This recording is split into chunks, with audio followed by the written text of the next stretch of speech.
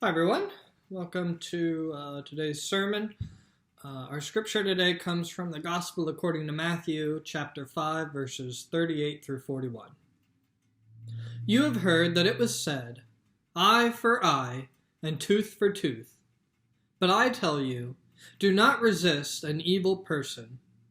If anyone slaps you on the right cheek, turn to them the other cheek also. And if anyone wants to sue you and take your shirt, hand over your coat as well.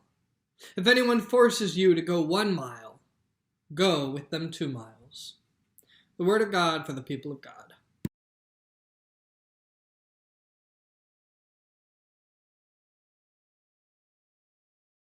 The other day I was reading some BuzzFeed article about people teaching other people lessons, and I couldn't help but laugh at a few of the stories. One started off like this.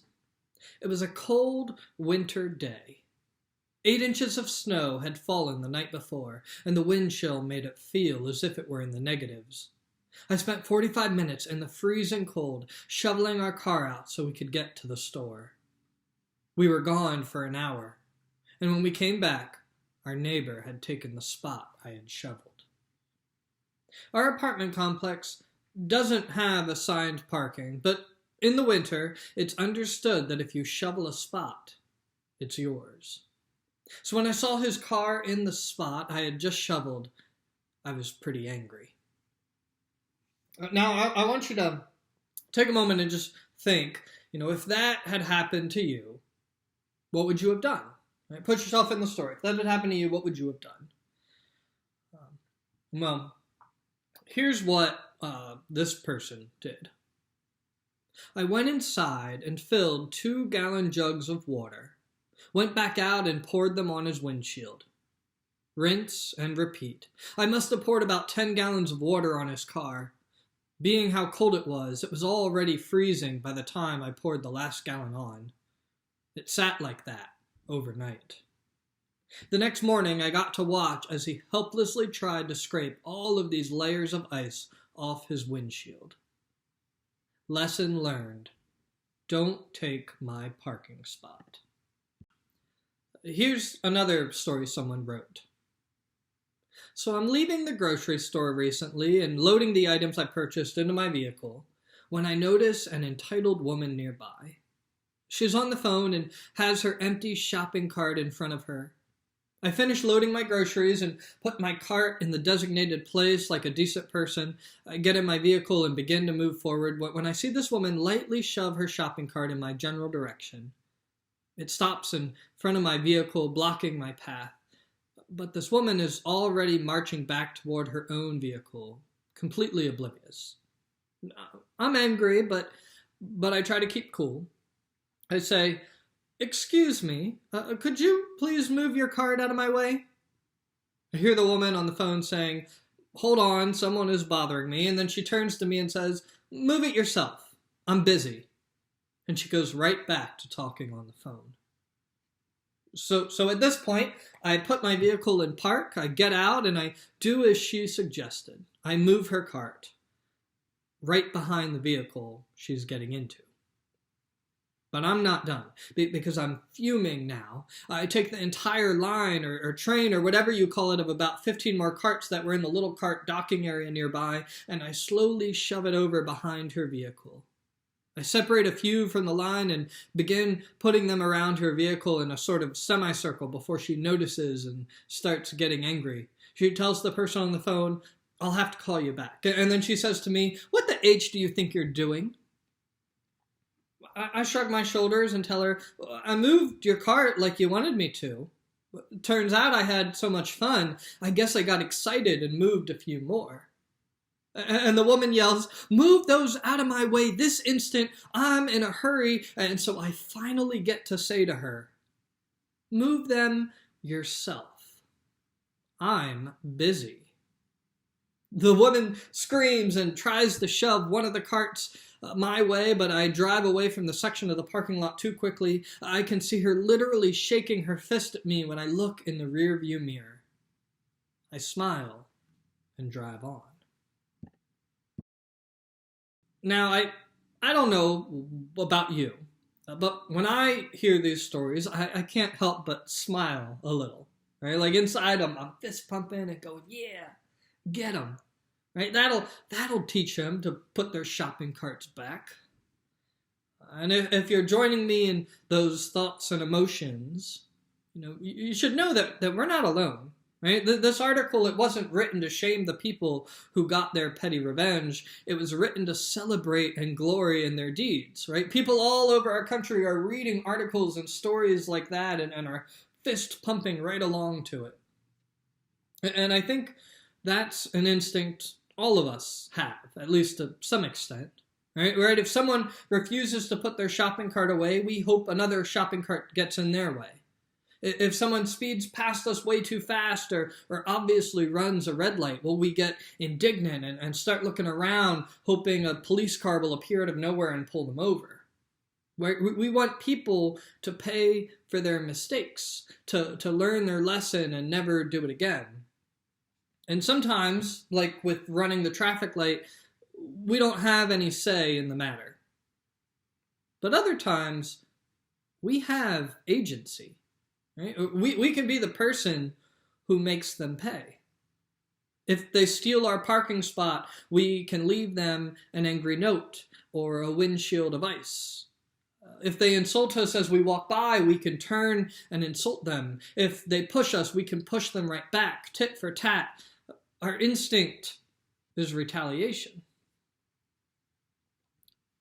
But here's the unfortunate truth about retaliation. It typically doesn't work. Instead, it often just gets out of hand. You see, there's this story in the book of Judges about a man named Samson. And Samson, he deceives some Philistine men into making an unfair bet that they can solve this impossible riddle he has made up. And so these men, they retaliate by threatening his new wife in order to get the answer. And then Samson, he retaliates by killing 30 men. And eventually the treachery and body count stacks up higher and higher until Samson and thousands of Philistines lay dead. And that is what happens when we retaliate. Maybe not all the way to the point of death, but we don't just hit the person back. We hit them harder than they hit us. Right? They put one shopping cart in our way and we retaliate with 20. It's our way of saying, don't you dare do it again, or else. But then, of course, they go on to hit us back even harder, right? Someone takes our eye, and so then we get them back by taking both of their eyes, and then they take our life. Or at least that's the way things tended to happen. And so God, he made this law for the Israelites about an eye for an eye and a tooth for a tooth. So if someone pokes out your right eye, then they get their right eye poked out. And if someone punches you and knocks out your 2 front teeth, then they lose their 2 front teeth too. Or something like that. There are, of course, exceptions and semantics and questions of intent. But the general idea and goal was to limit retaliation so that it did not get out of control. But how often does that actually work? Right? How often do we get our vengeance without it backfiring and escalating and leading to more violence? And even when it does work, even when eye for an eye does work, is that really better? Is having 2 people now without an eye truly better? These stories of revenge and retribution and people getting what they deserve, these stories of someone who was wronged getting vigilante justice in admittedly juvenile ways, these stories that try to tell us that violence is the way to victory. These are the stories that the world and the culture we live in lifts up and celebrates. These are the stories that are being pushed in front of us and glorified. These are the stories that so many people around us are listening to and following after and living out. But for those of us who follow Jesus, we have a different story we are meant to live by. You see, in the Gospel according to Luke, on the day of his crucifixion, after being betrayed and arrested and falsely accused and charged, and after being ridiculed, mocked, and whipped, after he was beaten and bloody, publicly paraded, and wrongfully nailed to the cross as a criminal, after all of that, Jesus lifted up a prayer. Father, forgive them, for they do not know what they are doing. Father, forgive them. Forgive those people who have wronged me and hurt me and abused me and crucified me. You see, Jesus came to tell a different story.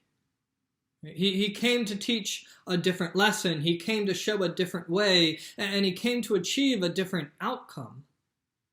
Jesus, God incarnate, God enfleshed, did not come to get even.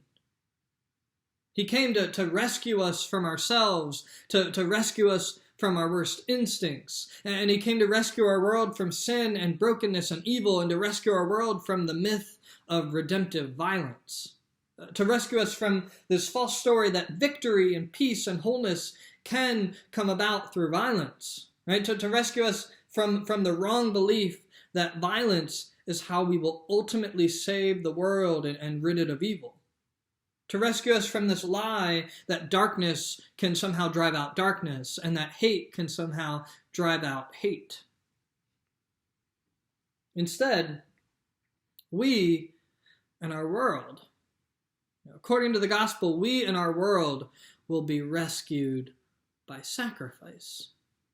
By Jesus taking the worst of what we do to one another and the worst of what we deserve to be done back to us, and he just swallows it up.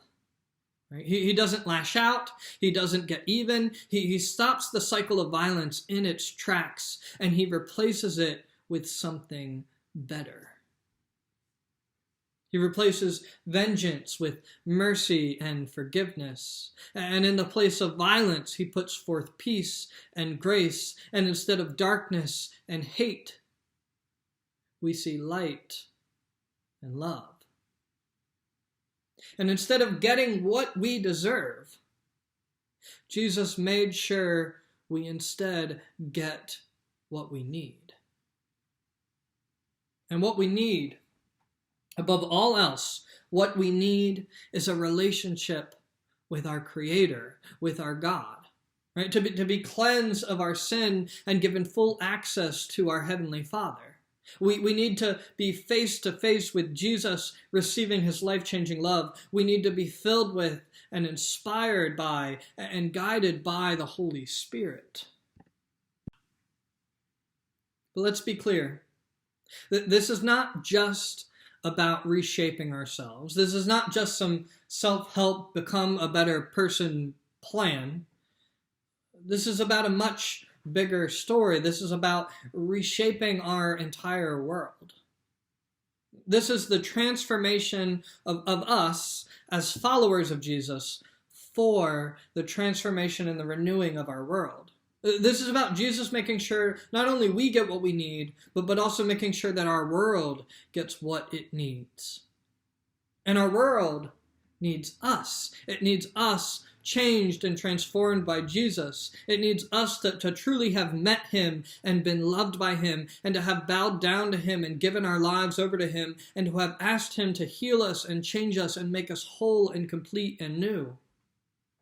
What the world needs is for us to be made so new, in fact, that we're guided by new instincts. Instincts that tell us to turn the other cheek rather than to strike back. And instincts that tell us to go the extra mile, even for those people who, before encountering Jesus, we would have considered them our bullies and our enemies. But now, in light of all that Jesus has done for us, now they are potential brothers and sisters, and we love them as such.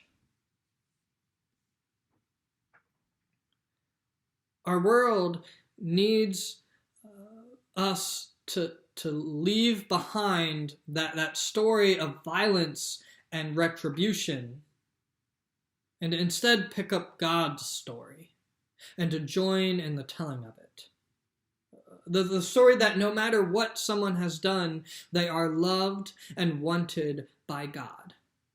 They are not God's enemy, but are God's beloved child. Or as NT Wright says, the story is that Jesus came to say, this is the time for God to run the world the way he wants. And the way Jesus does this is by dying on the cross and rising again to open up God's new creation. And you, right? Yes, you can be a part of this new creation project. You can be a part of Jesus' new creation project, which is going to go on not only now in the present, but also in the future, in the forever time when God makes new heavens and new earth. That's the story that we are all invited to be a part of and to live according to. And that's the story that we, followers of Jesus, are commanded to tell to others through our lives. And it's the greatest story our world will ever hear.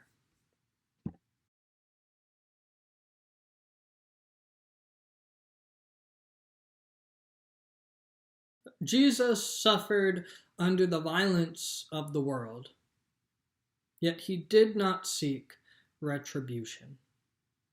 Instead, he put an end to the cycle. That end is yet to be fully realized in our present.